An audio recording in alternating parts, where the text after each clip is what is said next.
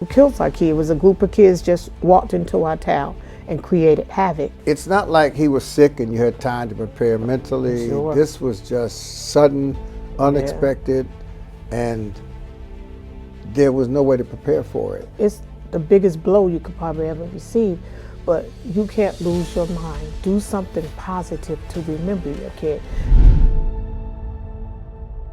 I am DeForest B. Soares Jr., and this is Say Yes When Life Says No. My guest today is Gina Bowser, whose 17-year-old son was killed by gun violence. And after having lost her son, she experienced the diagnosis of cancer. And those two big no's in her life did not shut her down. In fact, just the opposite. They motivated her to live a life that added value to other people's lives, especially young people. Listen in as you experience with me this resounding example of someone who says yes when life said no.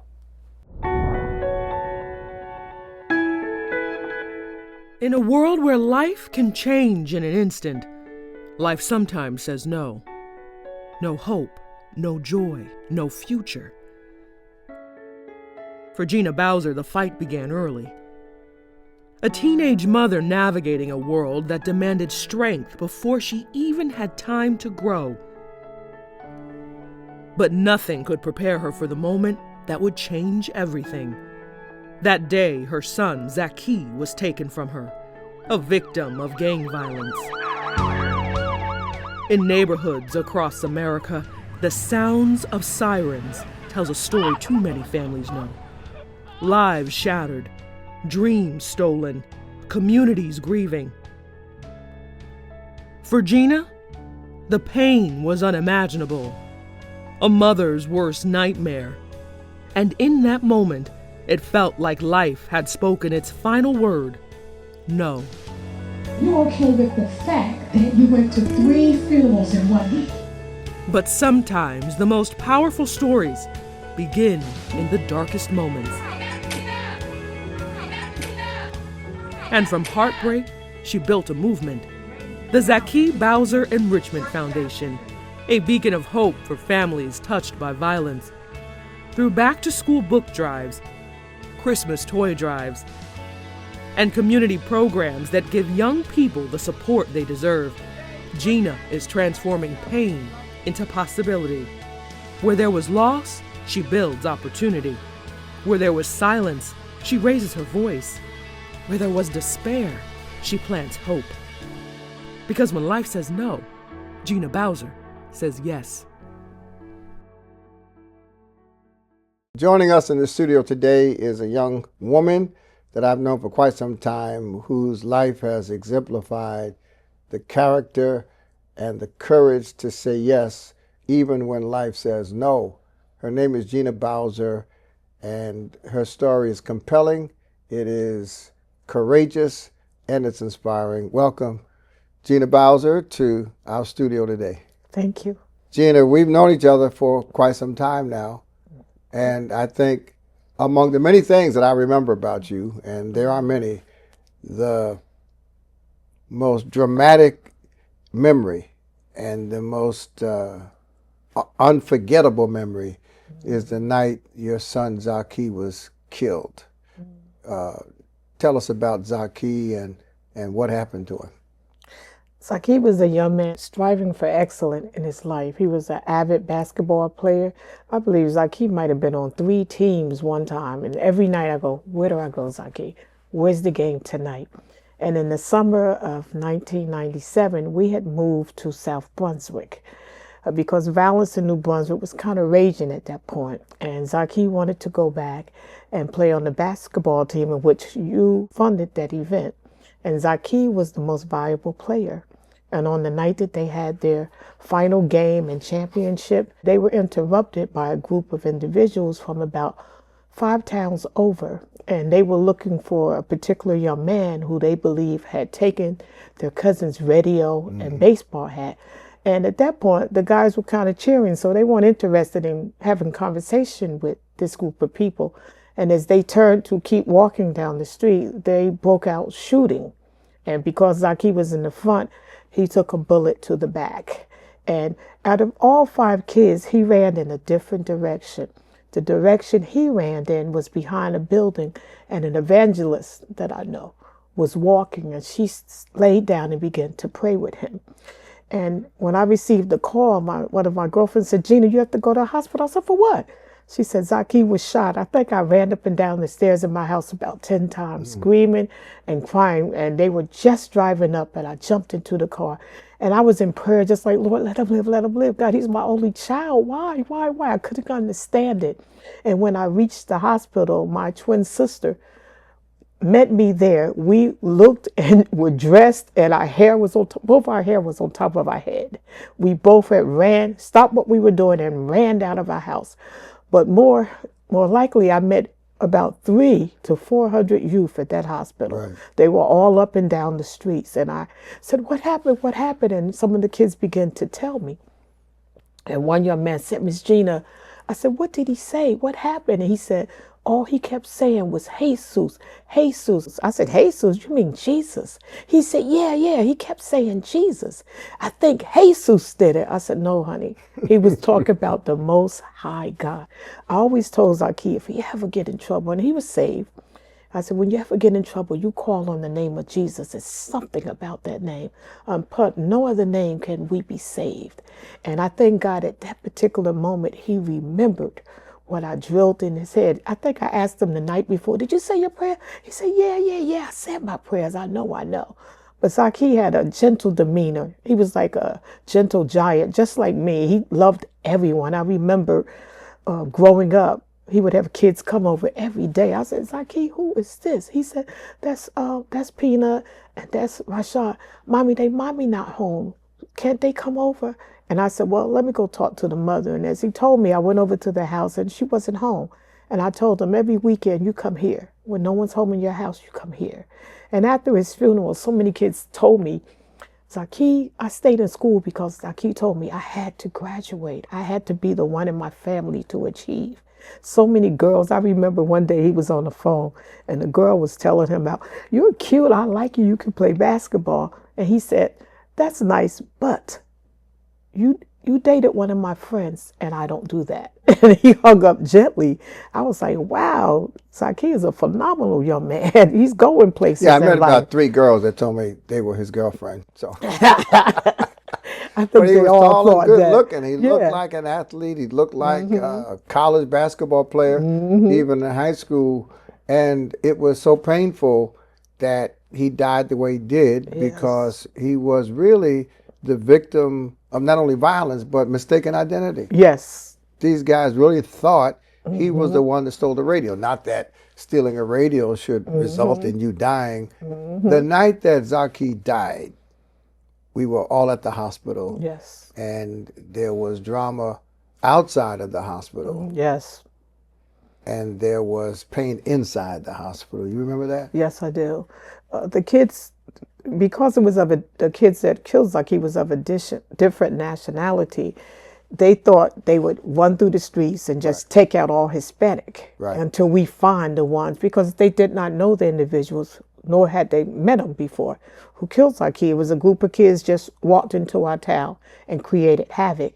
And they went all over the Ville, all over different locations looking for these young men.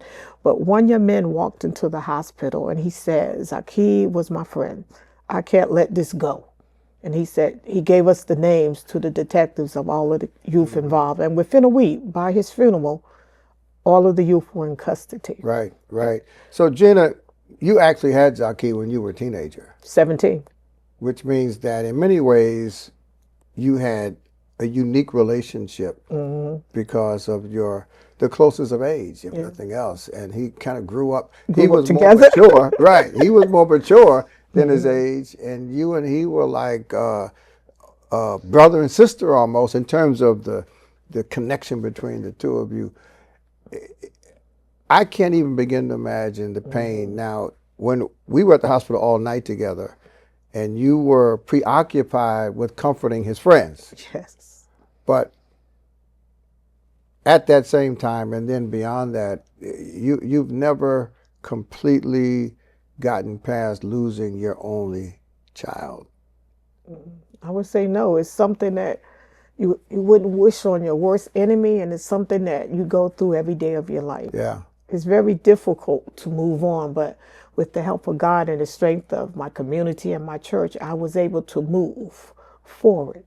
But I went at a pace, a steady pace. It wasn't a fast recovery, but I was able to move on and take gentle steps. It's hard to go through. It really is. It's something that you could never imagine could happen to you. And every day that I wake up, 28 years later, I thank God. But Zakee's not here. Right. And it's not like he was sick and you had time to prepare mentally. Sure. This was just sudden, unexpected, and there was no way to prepare for it. None at all. And you were young. You're young now, but you were young, and I saw you pour yourself into these other young people, and you've been doing it ever since. Yes. So talk about some of the work that you've been doing since Zakee died, and how it's related to what you had with him and what you wanted for him. Well, I thought of how could I move on keeping his memory alive. I never wanted Zakee's light to go dim. I wanted to keep that positive attitude and keep the kids connected in the community. I didn't realize some of the things I did prior to his death. Like when I would walk to choir rehearsal on Thursday night, I stopped and talked to the kids. Hey, y'all seen Zakee? What y'all doing? Come over this weekend. I'm cooking this. And many kids would come to my house. I remember one young man needed glasses. I said, tell your mother if she gives me your card, I'll take you to get glasses. And we went and got him some glasses. So I was a community mother then, and I didn't even realize that. So moving forward, our first event was a march the next year. And we totaled about 700 people out there. And we kept marching, we kept, walking against violence till something happens. And it's been years, and we have, reached some of our goals, but it's still, we have to keep fighting. We never know when something like this will happen again. Our job is to diminish it, get rid of it, but we never know. But we're hopeful that life will continue to go on and our youth will continue to live. So we gave out Christmas toys, Walks Against Violence, many things, basketball games, tournaments, to keep the kids involved so Zakee's light would never go dim. Yeah, and the theme here is say yes when life says no, and I thought about the fact that a part of saying yes is staying right where your no happened. And think about this, those marches, those events that you had 25 years ago with teenagers, those teenagers are now adults who have teenage children. Yes. And I believe a lot of the changes for good that have happened in the community has been based on the fact that those teenagers that you nourished grew up into adults that have steered their children in a different path. It's really an interesting dynamic. You lived in public housing, and the image that many people have of people in public housing is different than the reality that you just described in terms of that sense of community and family over there. Yeah, they think it's nothing but violence and people hanging out, doing drugs, buying drugs. I lived in Right Place for 10 years. We had just moved the month before Zakee was killed. But he had this yearning, go back, hang out with my boys, see my friends. If I'm going to be on a leading basketball team, it's going to be with my people. I don't care about South Brunswick, Princeton. I want to play with my friends. And today, Zakee could have been LeVon James? I'm certain he would have been. And then he would have kept the same demeanor, loving people, helping people, donating, trying to be a blessing to many people. And that's what I strive for today, just to bless somebody. Hopefully something I say would turn their mind around and that they'll make a difference in their community. Yeah. So, Gina, of course, you had the pain of losing your son. And not just the pain of losing your son, but the pain of processing and planning for the funeral. And I mean, I don't think people understand how much you had to do between the night of the shooting and then the funeral and then the aftermath and all that happened in the neighborhood. But you also had the challenge of being diagnosed with cancer. Yes, 11 years later. In 2011, I went for my usual mammogram, and the doctor said, I need you to come upstairs and take an ultrasound. I said, why? He said, I just need to see. So as I prepared for the ultrasound, I laid on the table, and he was looking at me, looking at the machine, looking at me, looking at the machine. And my general doctor wasn't there, so as I began to leave, the nurse came and said, the other doctor said he wants to see you. He said, well, I believe it's breast cancer. And the best thing I ever did was turn to him and said, no, it's not. No, it can't be, no. And I got up and I left. They called me like weekly for months. Miss Bowser, you have to come in, you have to come in. And I had to go home and get to myself, because we think a cancer diagnosis is death. And I was like, oh my God, what am I gonna do? What am I gonna do? What am I gonna do? So I had to get to my relationship with God. And I had to encourage myself and have faith. So after about a month, I called in and said, okay, I'll come in. Right. So let me ask you this, though. When the doctor told you had cancer and you looked at the doctor and said no, were you saying, no, I don't believe you, or no, I'm not willing to talk about it? I mean, what was that no? It was basically, no, I don't believe you. It can't be possible. I thought because I'm a Christian, living holy, you I don't have no cancer. That's for other folks. That's not for me. But see, God took me through 8 chemos and 22 radiations to say yes, and you are healed. Most people walk. I remember going with one of my friends, and they told her, oh, it's a mistake. It was a shadow on the camera. But I was sitting here, and you're telling me I got to go through all of this. I said, no way. I'm saved, sanctified. No way. Well, sure. We believe that God heals miraculously. He does. Part of the miracle is using medical science. God gave men and women the intelligence to create those solutions. And I went through the same thing when I had cancer. I didn't just pray. I had surgery. Me too. I had 3. Yeah. So that experience, though, it is a test of faith. But you seem to have had stronger faith after coming through that, and not weaker faith. He does things for a reason, and we say not us, but he say, why not you? You know, this is a test, just like with Zakee. Where's your faith? You know, I don't think I prayed more than I ever prayed in my life, because I said, God, I know you have plans for me. This is not it. I know you have more. And he brought me through it. I was out vacation. I was still doing the work, going through chemo. I was still out talking to kids. I was still out in meetings, conversating about the next step we're going to move forward with this initiative, you know? And I'm glad that, you know, sometimes God puts you on a set down and he builds you up stronger. I want to ask you about the foundation, but let's take a break. Folks, I'm here with Gina Bowser, a woman that I've known for a long time, whose only son was murdered. He was the victim of mistaken identity.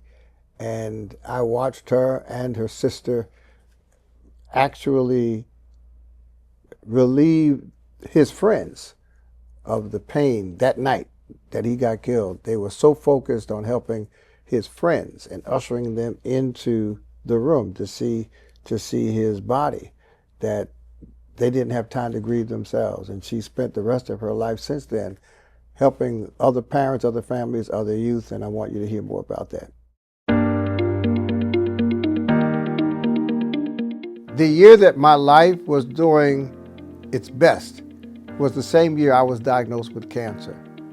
My response to that diagnosis is described in this book, Say Yes When Life Says No. Go to my website, dbstories.com, pick up a copy of the book, and I hope you'll be inspired by the way I was able to get past my no and embrace my life saying yes. So Gina, let's start with some advice, because you've spent a lot of time with mainly women, but families who have lost kids. Yes. What advice do you have for a parent who has lost a child? Maybe not to gun violence, but just losing a child is something that we all say no parent should have to do. You did it as a young mother, and you did it as a single mother, and you have, in my view, landed on your feet from the perspective of being a healthy, wholesome human being. What advice do you have? What are the 2 or 3 things you would say to a parent who has lost a child? What should they do? It's not the end. and you have to stay faithful. You have to understand that in life we go through changes. It's the biggest blow you could probably ever receive, but you can't lose your mind. Do something positive to remember your kid. Maybe you won't start a foundation. I know a girl that has a big party every year for her son and invite his friends because it's healing and therapy to us. If you just, sweep it under the rug, you're not going to get over it. So you have to figure out what works for you. And keeping the family close together, knowing where your kids is, knowing what your other children are doing, knowing their friends, and giving positive advice to their friends. That you don't need a gun to be a big man. You could handle your problems without shooting and killing. I had a nephew that he went out and he had fights daily with every Hispanic person. And we said, that's not the one that In killed response Zakee. to Zakee. Yeah, I said, that's not the one that killed Zakee. You're hurting innocent people because you're angry. You have to deal with your anger and you have to deal with your grief. Get into counseling, go to church more. I took long walks by myself and prayed. That's the way I made it, through praying. And if it wasn't for, as I said, the love of my church, my pastor, my community, I wouldn't have made it. I would have been laid down in a corner somewhere, laid out, angry. One of my mothers told me she was going to become the midnight vigilante. Go out. She knew where the kid lived. We were still going through court with him. She was going to become a vigilante. I said, you can't do that. It's not going to bring your child back. You can't go out. What I felt that night, I don't want another mother or father to go through. No one should have to go through that. So you have to keep your mind, keep it set on positive things, and remember your child. I chose not to forget Zakee. Some people just sweep it under the rug, but I chose that I'm going to move forward. Right. I'm going to help other parents. And last year sometime, I did a video at church about forgiveness. Right. And when I met the young men in court who killed my son, that day when I said, I forgive you, but you have to do the time for your crime, it was like a total metamorphosis took place from the bottom of my feet to the top of my head. I was totally relieved. Because as long as you harbor that anger and that misfortune, walking around with pictures of your kids in your wallet, showing people, you have to think about that. It's hard, but I always say, do whatever you have to do. Does it help when parents who have lost children to violence, especially, connect with other parents? I've heard both opinions. One opinion is that it becomes almost like mutual misery. You're crying together, grieving and the together. other is that you can support each other. What have you found? I found it to be more support because it's something I might say or something you might do that makes me want to do more and talk more. Right. I might be harboring emotions that you should never stop smiling, stop talking, stop loving. And some people take it with anger. Well, to talk about that, because I've never known you not to smile. I've never known you not to be happy. I've never known you not to have joy. You're bubbly, you're positive. Always. You're always doing something. And I'm like, how could this be?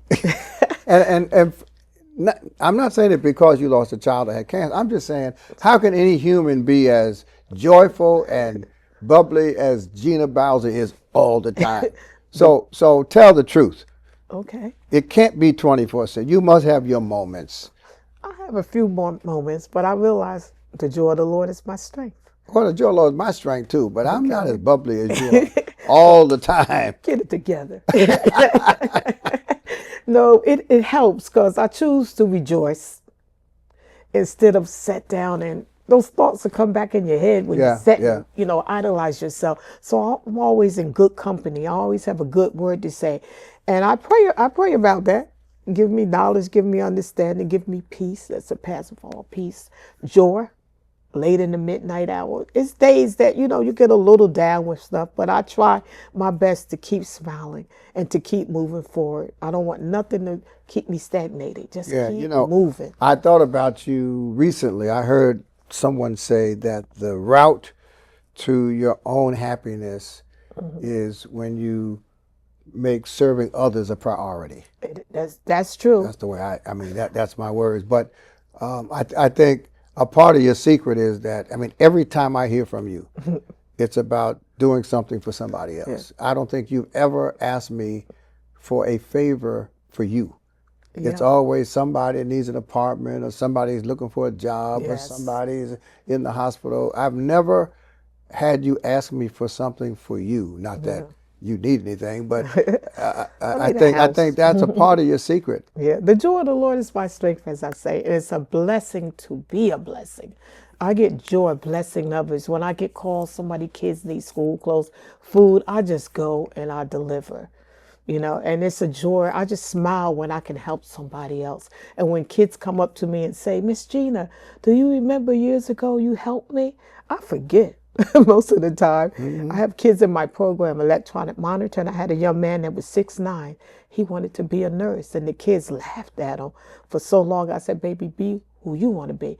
I met him about a year ago at a buffet. He had on his scrubs. He said, I graduated. We jumped all around, up and down. You got to be who you want to be. Let's talk about the Zakee Bowser Foundation. You formed that foundation, as you mentioned earlier, to keep the memory of Zakee alive, but not just the memory of Zakee, but you wanted his legacy to be one of making impact. Yes. To talk about how you formed that, why you formed it, and what's it doing today. Exactly what you said. I wanted his life to be impact on other children, and you helped me with that thought. You helped me bring it forth when I was telling you I wanted to do something to keep his memory alive, and I didn't know exactly what. And I remember talking to you about it, and then I said, yeah, do things that would bring forth joy for other kids and to help them move forward in life, provide wisdom. So we formed the foundation. Like I said, we give yearly events, back to school, which we now call Community Day, Christmas, Gift of Love. And we do a lot of work with the youth in the community, Mothers Appeal, different mothers. We all join together by one common denominator, the loss of our children to violence. So we're all over in Newark, different places. We have worked with other mothers to say that we're here to help you. So we all going to get through this together. That's great. Now, you also work with young people who have had some interaction with the criminal justice system. Yes, so kids are referred to me by the judge. So within that program, we provide home checks, checking on the home, go out to see what's going on. And then we meet with the parent and the kid, and then we separate them. We basically want to see the dynamics of the family. Is the mother and the father in charge, or do the baby sister run the house? Who's in the house? What's going on in the house? And you find so much. You find really where the issues is. Sometimes I have to refer them to another agency because stuff going on in the house that shouldn't be going on. So these are young people who have done something wrong. Yes. They end up in court, and instead of going to jail, they get a monitor, a bracelet. They get a monitor, and they meet with you, and you my manage. Team. Right. And that's work that came out of your passion and your love. Yes. You didn't go to school for that. No, sir. You didn't have a degree in that. No, sir. But you are a part of the community. You're focused on the needs of young people and solutions for their lives. And the state recognizes that now and depends on you to be a resource. It's a great job. I have 3 mentors that work with me. One guy is 6'9", and the kids will say, oh boy, they'll tell her, you better not get Miss Gina. You better hope you get me. Because I'll be like, I talk to them like they talk to me. Yo, cuz. I said, yo, cuz, you better be home or I'm going to violate you. We're not friends, but I love you. So while I'm violating them, I'm telling them, I love you, but I have to violate you. You got to follow rules and regulations sometime in life. I'm trying to keep you free to fulfill your life goals, not have you go to jail. But if you can't meet the needs, brother, that's it. You know, they laugh all the time. It's Gina, you funny. I say, yeah, I'm funny. Real funny. But that's what it is out here. We want to help somebody make better choices. And when a kid come back to me the second time, I go, this is not going to go well. This is the second time. You should have learned the first time. And usually the second time they straighten up. But when they go back to the home, there's still miscombobulation, confusion going on. How are they supposed to survive? So we have to dig deeper at that point, offer more services. My number one goal is to get the child back in school. I had a kid that was out of school for 5 months. I made a call to the bus company. They told me it was transportation. He was cussing and fussing and acting crazy. They threw him off the bus. I said, how could you do that? If his parents don't have a car, how are he supposed to get to school? Put him on another bus. At that time, we made the call to the Board of Education. He got on another bus and he went to school and he graduated. So, what advice do you have for individuals or organizations that say they'd like to really make a difference with young people? They'd like to really contribute to a kid's life, but they don't know what to do. Give them some advice. What steps can people take if they want to maybe not do all of what you do, but at least have a relationship with a child who is not their own in a way that would positively impact their lives? The number one goal is to listen. Communication is real. They have to know that you care about them. So if you come to them with your book knowledge, that don't work. You have to meet them where they are. They might talk crazy. Okay, you talk crazy, but the number one goal is what's next? Where are we going from here? Did you understand everything that was said? Are you going to participate and do right? You know, you can't come to them with all that book knowledge. It went out the door the minute you walked in the door. So you're going to do this. You're going to do this. I don't usually tell my kids I'm going to violate them unless I'm really going to violate them. I don't hold that threshold over them. I'm going to violate you if you don't listen. I'll just say it's not going to end well, baby. You're going to have to do what you have to do. I have a goal. I have to meet the needs of my foundation. So you're going to have to listen, or what's next? You're going to have to take the next step and move on to another program. Yeah. Listen, I've enjoyed spending this time with you. I haven't talked to you in years. Yes, we And caught up. I hope all of you have enjoyed listening to this mother and this leader who's making a difference in kids' lives despite the fact that she lost her own. Gina Bowser is one of the most interesting and intriguing and inspiring people you'll ever want to meet. She's, as I said, she's bubbly, she's motivated, she's joyful all the time, and it's infectious. It spreads. It jumps on you from her. So thank you, Gina, for joining me. And this has been Say Yes When Life Says No. We'll be back with a few closing remarks. Enjoying the conversation? Like, share, and subscribe to our YouTube channel, and leave a comment telling us how you said yes when life said no. There's an old adage that many people embrace that says, we can't control what happens in our lives, but we can control how we respond. Gina Bowser responded when life said no, as her son lay dead on a street corner, having been murdered by gun violence. When a doctor told her that she had cancer, and she was diagnosed twice with cancer. And rather than drown in her pain or develop a life of resentment, Gina organized a foundation to honor her son, has poured her life into helping young people, has supported families who have had losses themselves, and reports that it's been her faith and her community that not only sustained her, but continued to propel her forward. I asked Gina about how she could be so bubbly and happy all the time, and what she says is that she has her moments, but in those moments, her faith in God and her support from her network really keep her up, and the more she does, the better she feels. This is a great example of really what life looks like, not only after you've lost a child, but after you've experienced any kind of loss that really is descriptive of life saying no. And I hope and pray that all of us get inspiration and guidance. She talks specifically about things we can do to counter the temptation of becoming, for instance, what she called midnight vigilantes.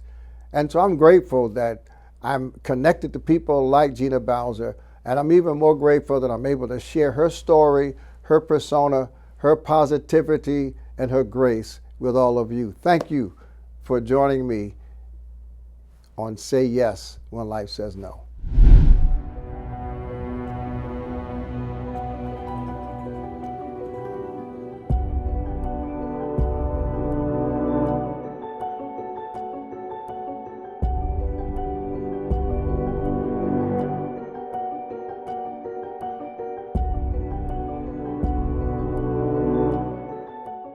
Every day, each one of us is faced with a no in our lives. But today, you decided to say yes to watching this program. Subscribe to this channel and keep watching for more content.